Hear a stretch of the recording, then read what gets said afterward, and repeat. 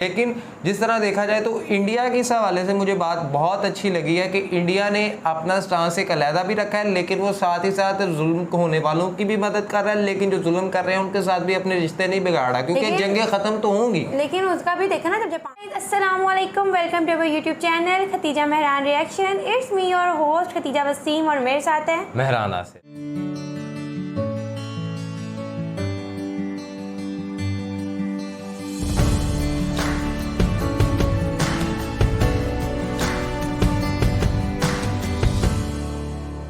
इस वीडियो के ऊपर हम रिएक्ट करने जा रहे हैं जिस तरह रशिया और यूक्रेन का एक बहुत बड़ी वॉर चल रही है, पूरी ग्लोबल इशू है, और ऐसे में जो पाकिस्तान, इंडिया और जितने भी एशिया के ममालिक हैं उनका जो स्टांस है वो बड़ा इंपॉर्टेंट है इस हवाले से। तो पाकिस्तान की जानब से तो जिस तरह इमरान खान साहब पहले व्लादिमीर पुतिन से मिलने रशिया भी चले गए, तो अमेरिका ने उनके ऊपर काफ़ी ज़्यादा दबाव डाला और एक साजिश के तहत इमरान खान साहब को वज़ीर आज़म के ओहदे से इस्तीफ़ा देना पड़ गया और उनके खिलाफ अदम एतमाद की सारी हो गई वोटिंग और एक साजिश हुई और वो कामयाब हो गई इसमें। अब दूसरी जानब एक और इस्लामी मुल्क टर्की, जो कि मुस्लिम उम्मा का दूसरा लीडर तैयब रजब एर्दोगान को माना जाता है, उन्होंने भी टर्की की जो एयर स्पेस है वो रशिया के लिए बैन कर दी है। अब रशिया यूक्रेन वॉर के अंदर रशिया का जो स्टांस है और रशिया ने जो जुल्म और सितम किया है, ऐसे में तुर्की जो है वो भी यूएसए की सफ में आके खड़ा हो गया और उसने रशिया के ख़िलाफ़ अपनी महाजराई शुरू कर दिया और उसने अपनी एयर स्पेस को कर दिया ख़त्म। उस वीडियो के ऊपर रिएक्ट करने जा रहे हैं। वीडियो का लिंक आपको डिस्क्रिप्शन में मिल जाएगा और इसी के साथ साथ हमारे चैनल को भी सब्सक्राइब कीजिए और बेल आइकन को जरूर क्लिक कीजिए। तो आइए चलते हैं और देखते हैं। नमस्कार and I welcome you to world affairs. Now Prashant Dhawan. Now recently हमने ये देखा है कि ऑर्गेनाइजेशन ऑफ इस्लामिक कोऑपरेशन के दो जो बड़े मेंबर हैं, टर्की और पाकिस्तान, दोनों काफी हद तक झुक चुके हैं यूएसए के सामने when it comes to Ukraine war. Pakistan का आपको ऑलरेडी पता होगा, इनके आर्मी चीफ ने ऑन रिकॉर्ड कह दिया कि जी रशिया ने इन्वेजन करी है यूक्रेन की। इन्वेजन एक ऐसा वर्ड है जो अब तक चाइना और इंडिया ने यूज नहीं किया रशिया के ऑपरेशंस को लेकर इन यूक्रेन। तो पाकिस्तान काफी हद तक झुक चुका है इन फ्रंट ऑफ यूएसए। फिर अगर हम बात करें टर्की की, तो टर्की ने तो कम्प्लीटली सरेंडर ही कर दिया है।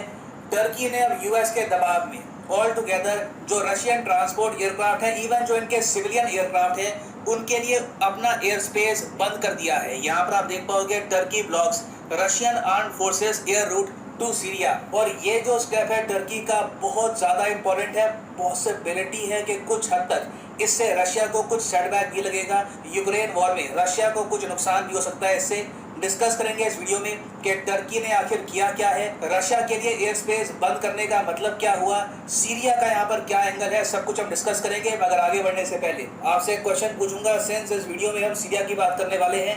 सीरिया की बताओ, देखो ऑफिशियल लैंग्वेज क्या है, what is the official language of Syria. ये है यहाँ पे आपकी ऑप्शन, अरबिक, हिब्रू, सीरियाइक या फिर लैटिन। कमेंट सेक्शन में करिए उत्तर। सही आंसर मैं आपको दूंगा वीडियो के अंत में। ना जो ये पूरा इशू है, ये इन डेप्थ समझने के लिए आपको जानना होगा कि रशिया का भी के लिए प्लान क्या है। रशिया भी कोशिश ये कर रहा है कि जो यहाँ पर सदर्न पार्ट है यूक्रेन का, ये पूरी तरीके से कब्जा लिया जाए। यूक्रेन को रशिया बना देगा एक लैंड लॉक्ड कंट्री। यहाँ पर आप अगर देखोगे तो यूक्रेन को एक ही मेजर वाटर बॉडी का एक्सेस है, ये है ब्लैक सी। अगर ब्लैक सी से यूक्रेन का एक्सेस रशिया काट देता है तो आप इमेजिन कर सकते हैं यूक्रेन की स्ट्रेटेजिक इंपॉर्टेंस बहुत ज़्यादा कम हो जाएगी। उसके अलावा बताया जाता है कि ब्लैक सी में बहुत सारा ऑयल, नेचुरल गैस है, ये भी बाय डिफॉल्ट रशिया को ही मिल जाएगा। तो रशिया यहाँ पर कोशिश कर रहा है कि धीरे धीरे ये खेरसन को कब्जाने के बाद ओडेसा, ये जो शहर है यहाँ पर यूक्रेन का, इस पर भी अटैक करेंगे। एक्चुअली रिसेंटली आपने सुना होगा कि रशिया ने इस इलाके में मिसाइल बरसाने भी स्टार्ट कर दिए हैं। मगर इन्वेजन करना बहुत मुश्किल होता है, सोल्जर्स आपको आगे भेजने होते हैं, आपको ड्रोन से निपटना है, इट इज़ वेरी डिफिकल्ट। और रशिया के पास आज के समय ऑप्शंस लिमिटेड है, क्योंकि ऑलरेडी जो एरिया रशिया के पास है इसको कब्जा के भी रखना है, ये हाथ से ना निकल जाए ये भी इंश्योर करना है, नया एरिया भी कैप्चर करना है। तो रशिया को इस वक्त और सोल्जर्स चाहिए, और सोल्जर सिंस इनके पास इतने हैं नहीं, तो रशिया क्या कर रहा है कि ये लोग फॉरेन लैंड से, सीरिया से, लीबिया से रिक्रूट कर रहे हैं मर्सनरी। मर्सनरी आपको मैंने बताया था, एक ऐसा व्यक्ति होता है जो पैसे के लिए लड़ता है, उसको कोई मतलब नहीं होता झंडे से, आइडियोलॉजी से, उसको बस पैसे मिलने चाहिए और वो किसी भी पार्टी के लिए लड़ना स्टार्ट कर देगा। तो बताया जा रहा है कि यूक्रेन वॉर में रशिया ने ऑलरेडी 20,000 फॉरेन मर्सनरीज उतार दिए हैं और अब 16-17 हज़ार ये और उतारेंगे इन द नेक्स्ट फेज। और ज़्यादातर जो ये मर्सनरीज हैं ये आएंगे सीरिया से। और रशिया का जो ये प्लान है इसमें आप समझ सकते हैं टर्की का काफ़ी इंपॉर्टेंट रोल है, क्योंकि सीरिया के बिल्कुल नॉर्थ में आपको मिलेगा टर्की। तो यूएस और बाकी जो नेटो कंट्रीज हैं ये टर्की पे दबाव डाल रहे हैं बहुत ही लंबे समय से कि जिस तरीके से यूरोप के बहुत सारे देशों ने अपना एयर स्पेस बिल्कुल ब्लॉक कर दिया रशिया के लिए, आप लोग भी ऐसा करिए। रशिया का मिलिट्री एयरक्राफ्ट, इनका जो सिविलियन एयरक्राफ्ट है, उनको बिल्कुल भी एक्सेस मत दो अपने एयर स्पेस से। टर्की ने इनिशियली बड़ा रेजिस्ट किया, कोशिश करी, अरे भी देखते हैं, हमें भी तो कुछ सोचने दो, बड़ा मुश्किल काम है, मगर अंत में फाइनली टर्की यहाँ पर झुक गया। टर्की ने यहाँ पर ये कहा है रशिया से कि देखिए हमने आपको थोड़ी बहुत इंडिकेशन दे दी थी कि अप्रैल के बाद हमें आपको एयर स्पेस देने में प्रॉब्लम आएगी, प्रेशर बहुत ज़्यादा है। तो अब बेसिकली टर्की ने जो रशियन प्लेन्स हैं इनके लिए अपना एयर स्पेस बंद कर दिया है और मेन कोशिश यहाँ पर की जा रही है ताकि कोई भी मर्सनरी सीरिया से रशिया ना पहुंच पाए, एक्चुअली यूक्रेन ना पहुंच पाए। क्योंकि रशिया सिंपली क्या करता था, एक मिलिट्री प्लेन लिया, टर्की के एयर स्पेस से गुजरे, सीरिया में पहुंचे, यहाँ पे जो मर्सनरी हैं, जो भी सोल्जर्स हैं जिन्होंने सीरिया की सिविल वॉर में इस्लामिक स्टेट के खिलाफ जो जंग हुई है वहाँ पर पार्टिसिपेशन करी है, उनको ये लोग यहाँ पर लोड करते थे और सीधा उतार देते थे यूक्रेन में कि जाओ तबाही मचाओ, रशियन आर्मी के लिए काम करो। और ऑफकोर्स रशिया इन लोगों को पे भी करता था। मगर अब सिंस टर्की ने ऑल टुगेदर एयर स्पेस देने से मना कर दिया रशिया को, अब रशिया को एक नया प्लान यहाँ पर सोचना होगा। क्योंकि अब मोस्ट प्रॉब्ली रशिया क्या करेगा कि अपना एयरप्लेन ये लोग सीधा लेके जाएंगे ईरान में, ईरान से ये लोग जाएंगे फिर सीरिया में, सीरिया से जो यहाँ पर मर्सनरीज हैं बिल्कुल इनको ये लोड करेंगे अपने एयरप्लेन्स में और फिर इसी रास्ते के थ्रू वापस इनको आना होगा यूक्रेन में। ये एक नया रूट है, इसके लिए इनको जॉर्जिया से बात करनी होगी, कुछ और कंट्री से बात करनी होगी। इट विल बी डिफिकल्ट, मगर मुझे लगता नहीं है कि रशिया का प्लान टर्की के स्टेप से रुकने वाला है। मगर इससे हमको साफ दिखता है कि बड़े बड़े देश जो एक बार को कहते थे कि हम यूएसए के सामने खड़े रहेंगे, सब झुक गए हैं। इंडिया आज भी खड़ा है और इंडिया ने तो रिसेंटली ये भी कर दिया था कि जापान का एक मिलिट्री एयरक्राफ्ट था, ये इंडिया में रुककर यूक्रेन जाने वाला था। इंडिया ने इसको भी मना कर दिया, कहा कि सिर्फ कमर्शियल प्लेन हम अलाउ करेंगे, कोई जापान का मिलिट्री एयरक्राफ्ट इंडिया में लैंड कर यूक्रेन में नहीं जाएगा। ये बात क्लियर कर दी थी हमारे विदेश मंत्रालय ने। तो यहाँ पे आप देख सकते हैं ये है इंडिया का स्टांस। हमने रशिया की निंदा भी नहीं करी, रशिया के खिलाफ कोई एक्शन नहीं लिया। यूक्रेन की हम हेल्प कर रहे हैं हर तरफ से, ये कोशिश कर रहे हैं कि ये वॉर जल्दी जल्दी खत्म हो जाए, पीस मेंटेन हो। मगर इससे आप समझ पाएंगे आज के समय कि इंडिया की फॉरेन पॉलिसी कितनी स्ट्रांग है, वेराज टर्की काफ़ी हद तक झुक चुका है। अब यहाँ पर आप कहेंगे ऐसी क्या बात है, हमें कौन सी चक्की का आटा खाते हैं कि झुकने को राजी नहीं है। टर्की तो बड़े आराम से झुक गया, पाकिस्तान कब का झुक गया है। हम लोग यहाँ पर रेजिस्ट क्यों कर पा रहे हैं? देखिए रेजिस्ट इसलिए कर पा रहे हैं क्योंकि इकोनॉमिकली हम इतने ज़्यादा कमज़ोर नहीं है आज के समय जितने पाकिस्तान और टर्की है। पाकिस्तान का हाल जग जाहिर है, वो उसमें कुछ ज़्यादा मुझे एलैबोरेट करने की आवश्यकता नहीं है। मगर टर्की में आपको पता होगा इनकी करेंसी लीरा काफ़ी हद तक क्रैश कर चुकी है। टर्की को most probably in the future IMF की हेल्प चाहिए होगी फिर से।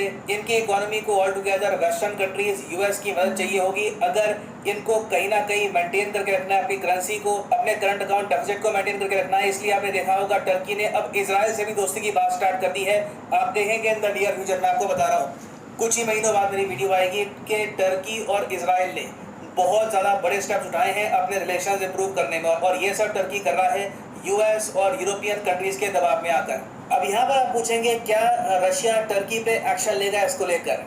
पर्सनली मैं मानता नहीं हूँ कि लेगा, क्योंकि अगर देखिए एक काफ़ी मैं कड़वी बात बोलूँगा, जो पाकिस्तान के प्रधानमंत्री ने बात बोली थी ना कि बेगर्स कांट बी चूजर्स, हालांकि उन्होंने अपने कंट्री के लिए बोली थी ये बात, पाकिस्तानियों के लिए, मगर कुछ हद तक ये बात आज के समय रशिया के लिए भी फिट होती है क्योंकि रशिया के पास भी ऑप्शंस कम होती जा रही है। बहुत कम कंट्रीज हैं जो रशिया के साथ खड़े हैं। तो रशिया इस बात को लेकर टर्की के साथ रिलेशंस ऑल टुगेदर कट नहीं करेगा। आप सोच कर देखिए, रशिया ने टर्की को इस बात को लेकर भी कोई लताड़ नहीं लगाई कि टर्की ने बहुत सारे ड्रोन्स भेज दिए यूक्रेन को। आज के समय आपको पता होगा 72 ड्रोन टर्की, आज के समय आपको पता होगा यूक्रेन जो टर्की के 72 ड्रोन है इन्हीं का यूज़ कर रहा है रशियन सोल्जर्स को मारने के लिए।